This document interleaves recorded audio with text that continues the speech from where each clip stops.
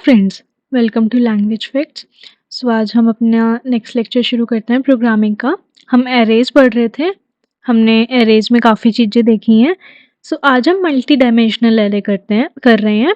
हम पहले 1D array कर रहे थे, आज हम मल्टी डायमेंशनल देखते हैं। An array with more than one direction is known as multi directional. हमने देखा है कि मैथ में x ray, x axis, y axis, z axis होती हैं, 3D 2D ये चीजें हमने सुनी है। ऐसे ही एरे में बोला है कि अगर एक से ज्यादा किसी चीज की डायरेक्शन हो तो उसको मल्टी डायरेक्शनल बोल देते हैं। इन C++ we can define multi-directional array in simpler words as array of arrays। ये भी हमें समझ में आएगा हमने arrays of array क्यों बोला है इसको। Data in multi directional array can store in tabular form. Tabular मतलब टेबल की फॉर्म में। टेबल कैसी होती है? रोज और कॉलम्स की फॉर्म में। तो हम टेबल की फॉर्म में मल्टी डायरेक्शनल एरे का जो डाटा है उसको स्टोर कर सकते हैं। इसका सिंपल सा सिंटेक्स है, डिक्लेयर करना देख लेते हैं। जैसे हम वन डायरेक्शनल डिक्लेयर करते हैं ऐसे हम मल्टी डायरेक्शनल, बट उनमें हम देखते हैं साइज ज्यादा डालते हैं ना हम उनमें। कि उसका सिंटेक्स हो गया डाटा टाइप, ये हमने डाटा टाइप डाला, ये एरे का नेम देना है और यहाँ पे साइज देने हैं हमें। अब साइज हम तो 1D एरे में तो एक ही बार देते थे एरे का साइज। इसमें हमें जितने डायरेक्शनल एरे बनाना है, 2D एरे, 3D एरे, उतनी बार साइज देना होगा हमें। वो हम देखते हैं। जैसे एग्जांपल है, मैंने इंट डाटा टाइप का एरे लिया, एरे का नाम मैंने ए रखा है। हमने साइज क्या डाले हैं? 2, 3 और 4। तो ये क्या बना? 3D एरे बन गया हमारा। डन? समझ में आई ये चीज? ओके, सो आगे देखते हैं। The total number of elements that can be stored in the multi directional array can be calculated by multiplying the size of all the dimensions. अगर हमें पता लगाना हो कि अब जैसे टेबल है, टेबल में हम कितना डाटा स्टोर कर सकते हैं, कितने एलिमेंट्स को स्टोर कर सकते हैं, तो हम इनके मल्टीप्लिकेशन से हमें पता चल जाएगा कितने एलिमेंट्स को हम स्टोर कर सकते हैं। जैसे कि ये एग्जाम्पल हमारा है int x 10 20। 2D एरे का एग्जाम्पल है ये। मैंने बनाया है int x, एरे का नाम x रख दिया, एक साइज दे दिया 10, एक साइज दे दिया 20। तो हम इन दोनों के साइज को मल्टीप्लाई करके जो भी आंसर आएगा 10 इंटू 20 200, तो 200 एलिमेंट्स तक स्टोर कर सकते हैं इस एरे में। ऐसे ही सिमिलरली ये वाला एरे हो गया 5 इंटू 10 इंटू 20 1000, तो 1000 एलिमेंट्स स्टोर कर सकते हैं। ये कई बार एमसीक्यूज में क्वेश्चन आ जाता है कि नंबर ऑफ एलिमेंट्स बताने हो, कितने स्टोर करने हैं किसी एरे में। ये हम कर सकते हैं कि मल्टीप्लाई से होता है। Next, 2D array is the simplest form of multi directional array. हमने एरेज देखे, 1D एरे देखा, देन 2D इसका सिंपलेस्ट फॉर्म है। कैसे है वो देखते हैं। We can see a 2D array as the array of one directional array for easier understanding. जैसे हमने वन डायरेक्शनल पढ़ा था, ऐसे हम 2 डायरेक्शनल बहुत इजी तरीके से पढ़ेंगे। वन डायरेक्शनल तो हमने देखा ही था, अभी जो पीछे हम एरे कर रहे थे वो सारा वन डायरेक्शनल पढ़ रहे थे। 2 डायरेक्शनल के लिए क्या हो गया? वही सेम डाटा टाइप, एरे का नाम, साइज हम 2 डालेंगे। 2 डायरेक्शंस का मतलब एक हमारी रोज होंगी, एक हमारे कॉलम्स होंगे। ठीक है, 2 डायरेक्शंस यही हुई एरे की। जैसे कि ये हमारी एक्स एक्सिस हो जाएगी, ये हमारी वाई एक्सिस हो जाएगी। ठीक है, तो ये 2 डायरेक्शनल हम कह देते हैं। और अगर इसको हमें 3 डायरेक्शनल कहना हो तो इसमें क्या हो जाता है? परपेंडिकुलर जेड एक्सिस और बन जाती है यहाँ पे, हमने देखा है मैथ में। ठीक है, तो अगर हमें 2 डायरेक्शनल बनाना है तो क्या होगा? सिर्फ एक्स और वाई एक्सिस रहेंगी, इसमें जेड एक्सिस तो आएगी ही नहीं। ओके, इसलिए जो हमारा फर्स्ट ये साइज जो दे रहे हैं हम, ये जैसे हमने 2 दिया तो ये हमें रो को इंडिकेट कर रहा है, और जो हमने 3 दिए ये कॉलम को इंडिकेट करता है। फर्स्ट साइज जो हम दे रहे हैं वो रो को इंडिकेट करता है, सेकंड कॉलम को इंडिकेट करता है। ये बात नोट करके रखना इंपॉर्टेंट है। ठीक है, जैसे इसने एग्जांपल दिया, elements in 2 dimensional arrays are commonly referred as X of I और जे। इसमें आई क्या होगा? रो होगा, और जे क्या होगा? कॉलम होगा। कॉलम कितने? Column number where I is a row number and j is a column number. Done. A two-dimensional array can be seen as a table with x rows and y columns where the row number range from 0 to x minus 1 and column number range from 0 to y minus 1. इसमें क्या क्या कैसे होगा, जैसे कि उसने बोल दिया 3 और 3 का मुझे टू डायमेंशनल एरे बनाना है, लेकिन इसमें रो नंबर और कॉलम नंबर कैसे स्टार्ट होंगे, जैसे हम इंडेक्स करते हैं ना 0 से, ऐसे ही रो नंबर भी और कॉलम नंबर भी 0 से स्टार्ट होंगे. जैसे इसमें कॉलम 3 दे रखे हैं, लेकिन हम कहां से स्टार्ट करेंगे, 0 1 2. ठीक है, 0 1 2 ऐसे हमारा रोज हो गया 0 1 2. समझ में आया? ये हमने, अगर किसी को समझ नहीं आ रहा वो मैं समझा देती हूँ, लेकिन ये नॉर्मली हम मैट्रिक्स होती है, मैथ्स में पढ़ते हैं इसको हम. मैट्रिक्स अगर जिसने मैथ्स पढ़ रखी है उसको समझ आ गया होगा ये क्या चीज है, कि ये हम इनकी पोजीशंस लिख रहे हैं एरे की. जैसे कि यहाँ पे एरे का नाम, देन उसका रो नंबर और कॉलम नंबर कौन सा है. जैसे कि इसकी रो कौन सी है, 0th रो में है, और कॉलम भी किस में है, 0th कॉलम में है. 0th रो 0 कॉलम. ठीक है, ऐसी नेक्स्ट एलिमेंट क्या है, ये वाला एरे का नाम 0 रो, क्योंकि इसी वाली रो में चल रहे हैं अभी हम. 0 रो और कॉलम क्या हो गया, 1, इसलिए कॉलम नंबर यहाँ पे 1 आ गया. ऐसे ही यहाँ पे 0 रो, क्योंकि हम सेम रो में चल रहे हैं अभी, और कॉलम नंबर आ जाएगा 2, क्योंकि ये सेकंड कॉलम आ गया. ऐसे ही नेक्स्ट वाला तुम करके देखो. यहाँ पे फर्स्ट रो हो गई, 0 कॉलम हो गया. यहाँ पे फर्स्ट रो है, फर्स्ट कॉलम हो गया. फर्स्ट रो सेकंड कॉलम हो गया. समझ में आ रही हैं चीजें? यहाँ पे हमारी सेकंड रो आ रही है, सेकंड रो हो गया 0 column, second row first column, second row second column. समझ में आया? हमारे पास अभी क्वेश्चंस भी आएंगे कि मैट्रिक्स हमें बनानी है, उनको इनिशियलाइज करना, ये सब आएगा हमारे पास अभी. There are two ways in which a two-dimensional array can be initialized. 2 तरीकों से हम इनिशियलाइज कर सकते हैं टू डायमेंशनल एरे को.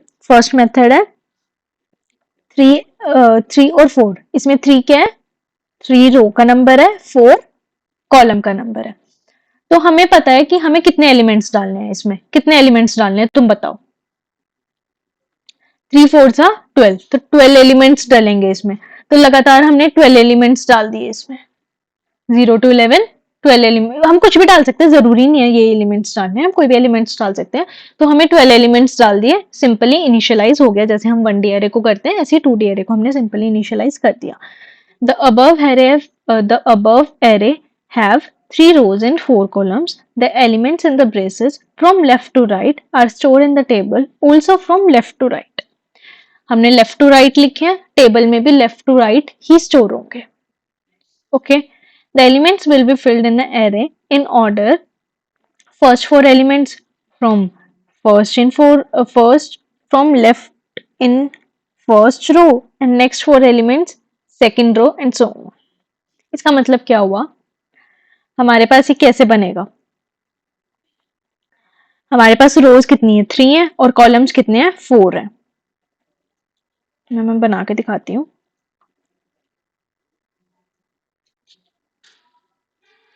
हमारे पास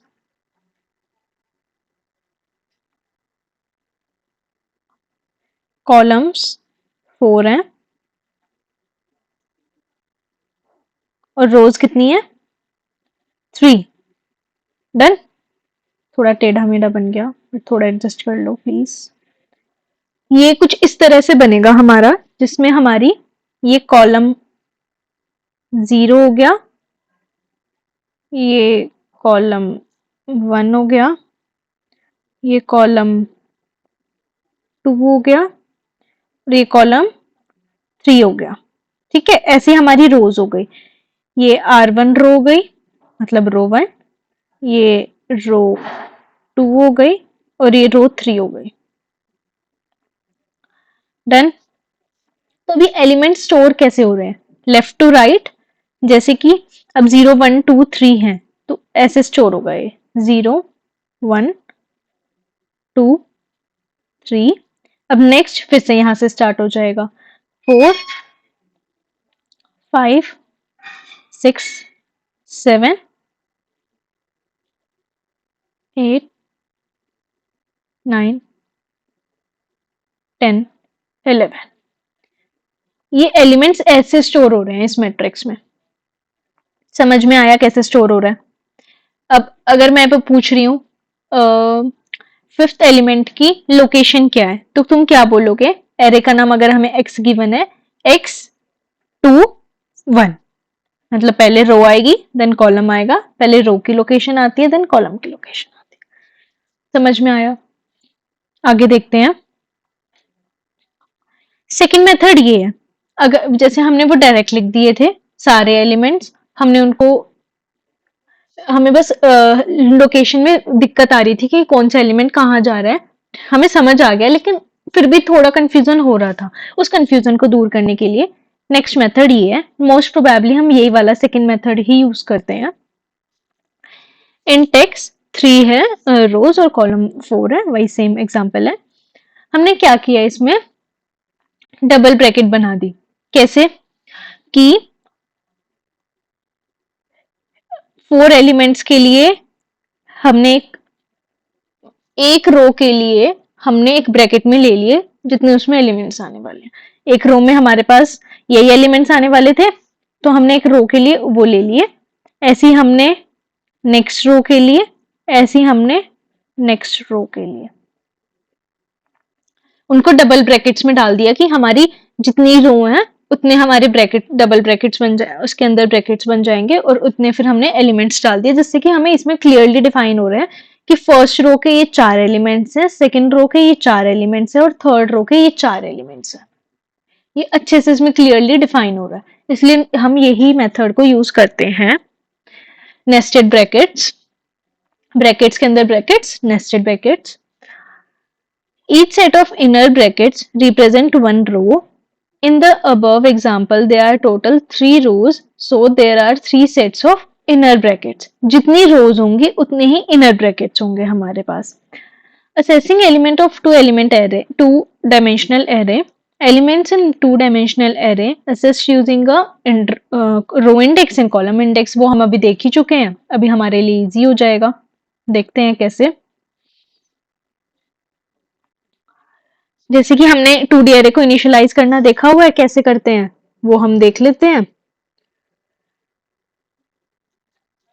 मेन में हमने 2D अरे इनिशियलाइज किया जिसकी रो नंबर 3 है और कॉलम नंबर 2 है, तो जितनी रोज होंगी उतनी नेस्टेड ब्रैकेट्स होंगे, तो 3 नेस्टेड ब्रैकेट्स हो जाएंगे, जितने रो नंबर होंगे उतने एलिमेंट्स डल जाएंगे। एलिमेंट्स डाल दिए, उसके बाद प्रिंट करवा रहे हैं नॉर्मली हम फोर लूप का। एरेज में हमेशा ही फोर लूप का यूज किया जाता है नॉर्मली, ज्यादातर, कुछ भी कह लो इस वर्ड को।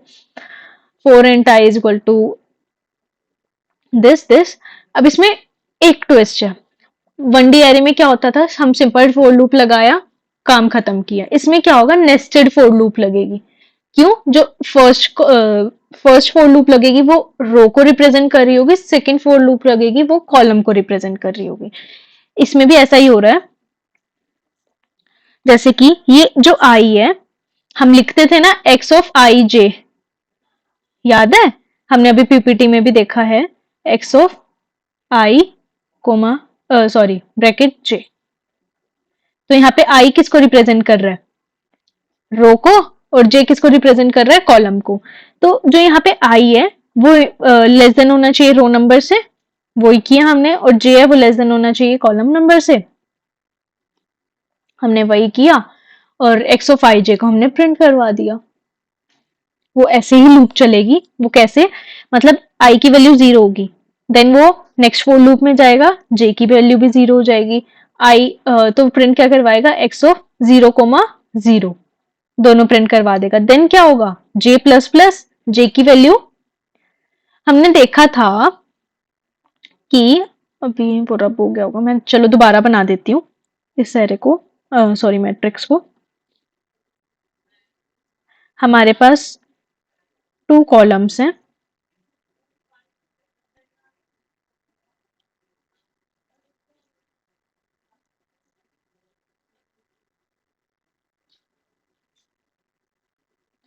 एंड 3 रोज है,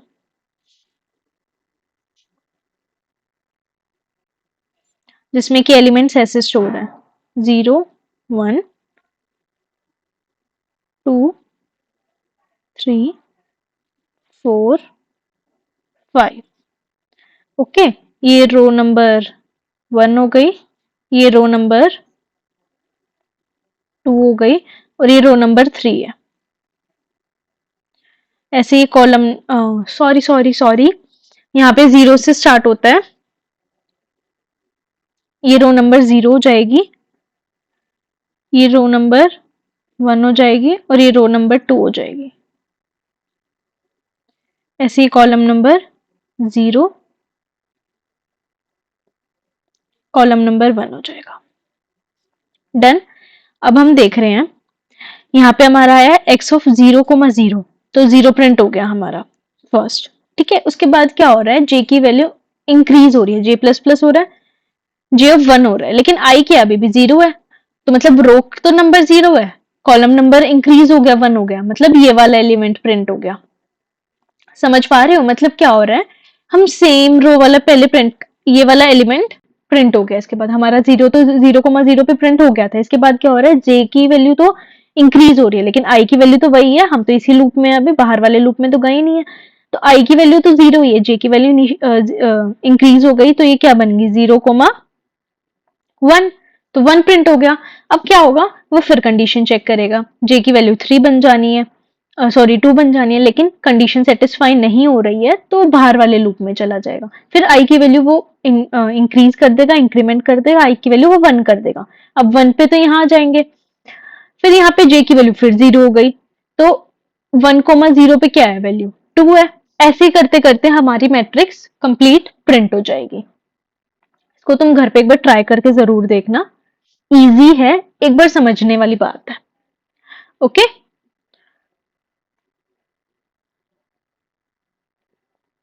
हमने उसमें खुद इनिशियलाइज किया था मैट्रिक्स, इसको 2D एरे को, इसमें हम स्कैन करवा रहे हैं। डन। ऐसे ही हमने इनिशियलाइज कर दिया 2D एरे, वही 3,2 से हम यहाँ पे स्कैन इनपुट स्टेटमेंट ले लेंगे, उसके बाद हम उसको सेम प्रिंट करवा देंगे, सेम मेथड है, इनको हम करके देखते हैं, इसके बाद सम वगैरह वो हम नेक्स्ट क्लास में देखेंगे, आज हम इतना करके देखते हैं। इस कोड को कर देते हैं रब, मैंने किया इंट एरे का ARR नाम रख दिया, वही 3,2 की मैट्रिक्स ले लेते हैं जिसको हम खुद इनिशियलाइज कर लेते हैं। अब मैंने 3 लिया है, मतलब 3 नेस्टेड ब्रेसेस लगेंगी, मैंने लिया 1,2,3, सॉरी 1,2, जितने एलिमेंट्स हम कितने डालेंगे, जितने हमारे नंबर ऑफ कॉलम्स होंगे, तो 2 है तो 2 डल जाएंगे, कोमा 3,4, कोमा 5,6। समझ में आया ये मैंने क्या किया, कैसे इनिशियलाइज किया। ठीक है, इसके बाद मैं फोर लूप से नॉर्मली इसको प्रिंट करवा देती हूँ, int i is equals to 0, i is less than, i किसको रिप्रेजेंट कर रहा है, रो को, तो i लेस देन 3 लेंगे, then i plus plus. Okay, उसके बाद मुझे नेस्टेड फोर लूप लगानी है j के लिए, int j is equals to 0, j क्या रिप्रेजेंट कर रहा है, कॉलम नंबर को, तो कॉलम नंबर कितना है 2 है, तो यहाँ पे क्या आएगी condition, okay, j plus plus. Print करवाना है, प्रिंट की स्टेटमेंट डाल देते हैं, %d, हमारे एरे का नाम ARR था, i कोमा i और j। ओके, समझ में आया क्या हो रहा है, प्रोग्राम को रन करके देखते हैं। अब इसको हम सोच रहे हैं इसको कैसे करवाएंगे हम, जैसे मैट्रिक्स के फॉर्म में, जैसे मैंने बताया था तुम्हें, तो क्या होना चाहिए 1,2 के बाद ये नेक्स्ट लाइन में आ जाना चाहिए, तो इसके बाद मैं क्या करूंगी, यहाँ पे प्रिंट f से क्या करवा दूंगी,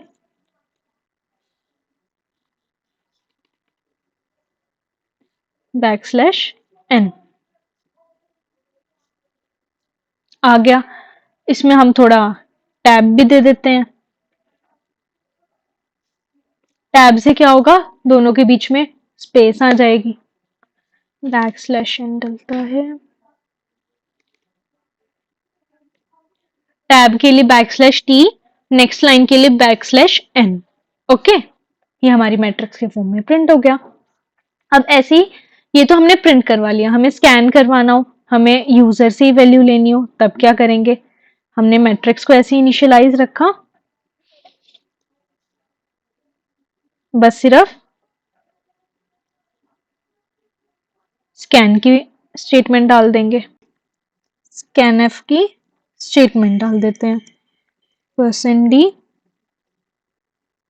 एम्परसेंड, एरे का हमारा नाम था, डन। प्रोग्राम रन करवा के देखते हैं, मैंने डाल दिया, ये हमारा ऐसे कैसे प्रिंट हो गया। आई होप आपको समझ में आया होगा, एक बार ट्राई करके देखना, अगर कोई क्वेरीज है तो कमेंट सेक्शन में डाल देना। आज के लिए इतना ही रखते हैं, इस वीडियो को तो देखने के लिए धन्यवाद, इस चैनल को सब्सक्राइब करने वालों का आभार।